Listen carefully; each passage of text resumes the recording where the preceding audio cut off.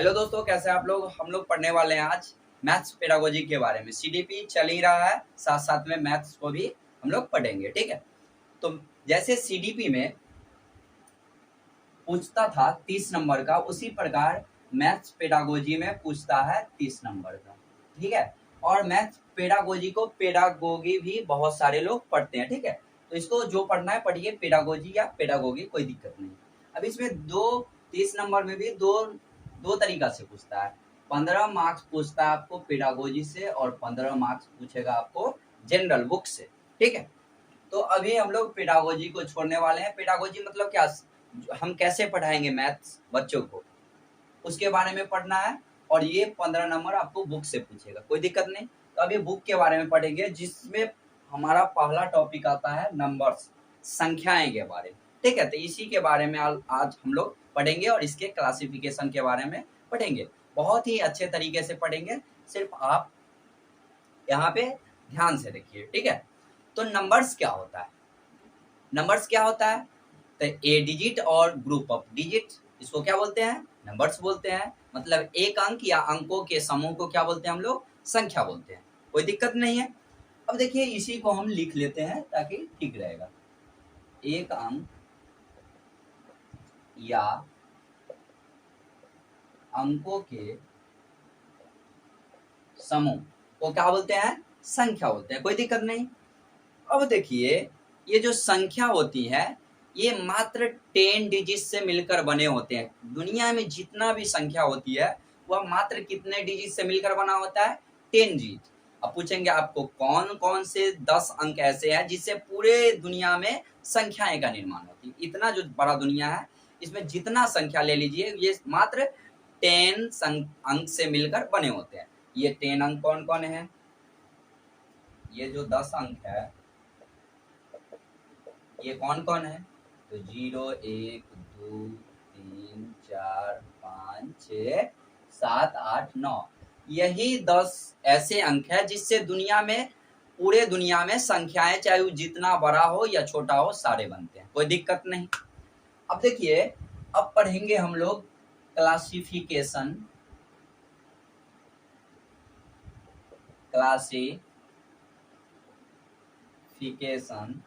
Of numbers, इसके वर्गीकरण के बारे में हम लोग पढ़ेंगे। कोई दिक्कत नहीं। अब देखिए, इसके वर्गीकरण में सबसे पहले हम लोग पढ़ते हैं कॉम्प्लेक्स नंबर को। किसको पढ़ते हैं, कॉम्प्लेक्स नंबर को। कॉम्प्लेक्स नंबर जिसका हिंदी होता है सम्मिश्र संख्या,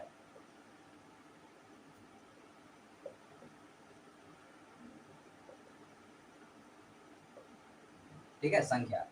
कोई दिक्कत नहीं। तो देखिए, कॉम्प्लेक्स नंबर का एक फॉर्म होता है। क्या होता है, एक फॉर्म होता है a plus i b, a plus i B.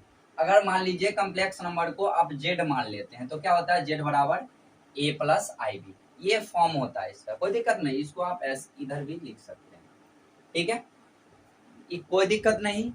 अब कॉम्प्लेक्स नंबर को हम लोग दो भागों में पढ़ते हैं। कितने भागों में पढ़ते हैं, कॉम्प्लेक्स नंबर को दो भागों में पढ़ते हैं। एक होता है रियल नंबर और दूसरा होता है इमेजिनरी नंबर। क्या होता है, तो ये जो कॉम्प्लेक्स नंबर है, इस फॉर्म को आप जरा इधर लिख लीजिए, z बराबर a प्लस आई बी, ठीक है, ये फॉर्म होता है इसका।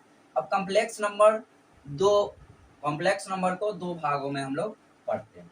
कितने भागों में पढ़ते हैं, दो भागों में पढ़ते हैं। पहला है रियल नंबर और दूसरा हो जाता है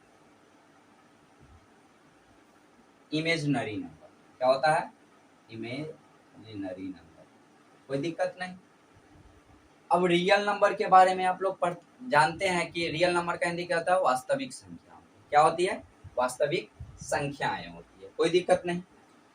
अब रियल नंबर के अंतर्गत आ जाता है, क्या आ जाता है, तो माइनस इन्फिनिटी से लेकर के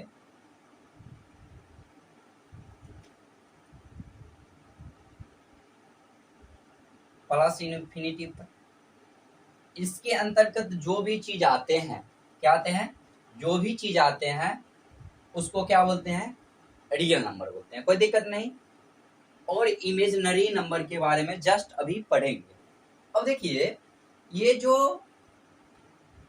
जो रियल नंबर जो होते हैं ये क्या हुए कि माइनस इन्फिनिटिव से प्लस इन्फिनिटिव तक हो गया। अगर कोई पूछ दिया आपको दो क्या है, रियल नंबर है कि नहीं है, तीन क्या है, रियल नंबर है कि नहीं है, अगर पूछ दे आपसे कि रूट 4 क्या है, रियल नंबर है कि नहीं, बोलिएगा हाँ। अगर रूट 4 को अगर पूछ दे कि इसका वर्गमूल क्या होगा तो 2 बोल दीजिएगा। अगर आपको कोई बोल दे कि -4 बताइए इसका वर्गमूल क्या होगा, आप निकाल पाइएगा? नहीं ना निकाल पाइएगा। कहिएगा सर कैसे -4 को कैसे हम निकाले, 4 रहता तो यहाँ पे 2 हो गया था, लेकिन -4 को कभी निकाल सकते हैं? नहीं निकाल सकते हैं। ये सही बात है। अब देखिए इसके लिए क्या किया गया कि आयोटा का प्रयोग किया गया। इसको हम ऐसे लिख सकते हैं -1 गुने 4 लिख सकते हैं क्या? लिख सकते हैं। अब बताइए इसको लिख सकते हैं √4 गुने √-1। कहिएगा ये भी सर लिख सकते हैं, ये भी सही है। अब बताइए √2 को क्या बोलते हैं, √4 को क्या बोलेंगे? दो, कोई दिक्कत नहीं। अब इसका मान क्या किया गया, -√1 को आई लिखा गया, जिसको बोलते हैं आई बराबर बोलते हैं आयोटा। क्या बोलते हैं? आयोटा। कोई दिक्कत नहीं। और ये आयोटा जिसके साथ लग जाता है उसी को बोलते हैं इमेजिनरी नंबर। क्या बोलते हैं? Imaginary number. कोई दिक्कत नहीं। अब देखिए यहाँ पे i² बराबर हो जाता है -1। क्या हो जाता है? -1। या आप यहाँ पे देख सकते हैं -√1 बराबर आई होता है। इस चीज को याद रखिएगा, कोई दिक्कत नहीं है यहाँ तक। अब देखिए जिसके साथ आयोटा लग गया वह क्या है? इमेजिनरी नंबर है। तो आप बताइए, आप लोग एक क्वेश्चन पूछ रहे हैं आपसे कि 2 + 3i, इसमें बताइए रियल नंबर कौन है, इमेजिनरी नंबर कौन है? तो आप बताइएगा सर जिसमें आयोटा लगा हुआ है वो कहलाता है इमेजिनरी नंबर। क्या कहलाता है? Imaginary number. और 2 है उसको क्या बोलते हैं? Real number. कोई दिक्कत है यहाँ तक? कोई प्रॉब्लम है तो इसको जल्दी से बार लिख डालिए और आगे बढ़ते हैं। अब हम लोग पढ़ेंगे रियल नंबर के बारे में, ठीक है? इसको लिख लीजिए जल्दी से बार। चलिए अब हम लोग देखते हैं रियल नंबर के बारे में, ठीक है? रियल नंबर क्या होता है? रियल नंबर, अब देखिए रियल नंबर को भी हम लोग समझ चुके क्या कि रियल नंबर क्या होता है, इमेजिनरी नंबर क्या होता है। अब रियल नंबर के बारे में पढ़ेंगे तो ये भी जो होता है ये 2 टाइप का होता है। कितने टाइप का होता है? 2 टाइप का होता है। अब जनरली में आप बताइएगा कि सर रियल नंबर होता है, इसका होता है 2 टाइप होता है, एक होता है रेशनल नंबर, दूसरा इरेशनल नंबर। लेकिन हम लोग थोड़ा सा स्टैंडर्ड को ऊपर करते हैं, ठीक है? हम अभी क्या पढ़ने वाले, अभी हम रेशनल नंबर इरेशनल नंबर नहीं बताने वाले हैं। तो कहिएगा क्या बताने वाले हैं सर? सर रियल नंबर को हम 2 भागों में बांटते हैं, जिसको पहला बोलते हैं डेसिमल। क्या बोलते हैं? डेसिमल। जिसको दशमलव बोलते हैं। क्या बोलते हैं? दशमलव। और दूसरा भाग को बोलने वाले हैं हम लोग इंटीजर। क्या बोलने वाले हैं? इंटीजर। इंटीजर्स जिसका हिंदी होता है क्या? पूर्णांक। अब कहिएगा सॉरी कैसे, तो थोड़ा सा धैर्य धरिए, इसके आगे हम आपको सारा चीज क्लियर कर देने वाले हैं, ठीक है? अब देखिए डेसिमल जो होता है 2 प्रकार का होता है। क्या होता है? 2 प्रकार का होता है। तो ये जो होता है 2 टाइप का होता है। कौन कौन टाइप होता है इसका? तो इसका 2 टाइप होता है। टर्मिनेटिंग, पहला जो टाइप होता है टर्मिनेटिंग। क्या होता है? टर्मिनेटिंग। और दूसरा होता है नॉन टर्मिनेटिंग, ठीक है? दूसरा होता है नॉन टर्मिनेटिंग। कोई दिक्कत? अब देखिए टर्मिनेटिंग को रेकरिंग या रिपीटिंग बोलते हैं। क्या बोलते हैं? रेकरिंग या रिपीटिंग बोलते हैं। क्या बोलते हैं? रेकरिंग या रिपीटिंग। अब बताइए टर्मिनेटिंग का हिंदी क्या हो गया? शांत। और इसका क्या हो गया? अशांत। कोई दिक्कत नहीं है। अब देखिए टर्मिनेटिंग मतलब क्या? एक चीज बार बार रिपीट होगा। क्या होगा? एक चीज बार बार रिपीट होगा। अब देखिए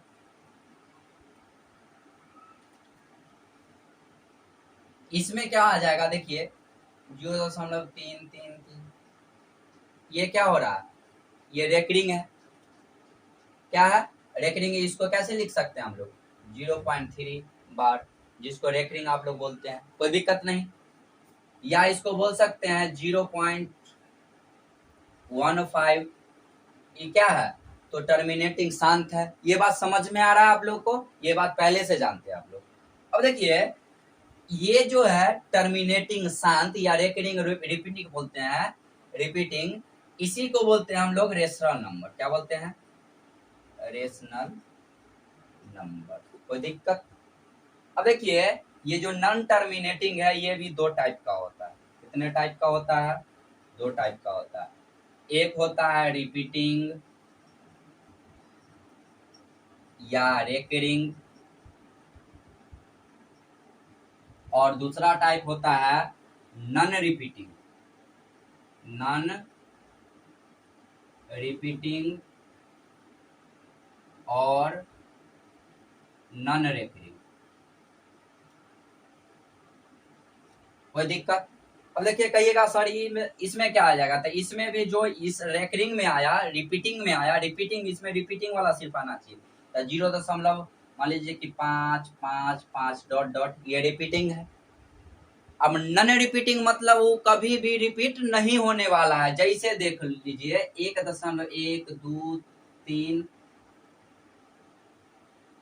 4 5 6 डॉट डॉट कहां तक जाएगा कोई पता है? नहीं है। तो ये क्या होगा? Non repeating. अब देखिए ये वाला टर्मिनेटिंग और ये नॉन टर्मिनेटिंग का दो भाग है। एगो रिपीटिंग या रेकरिंग या नॉन रिपीटिंग या नॉन रेकरिंग।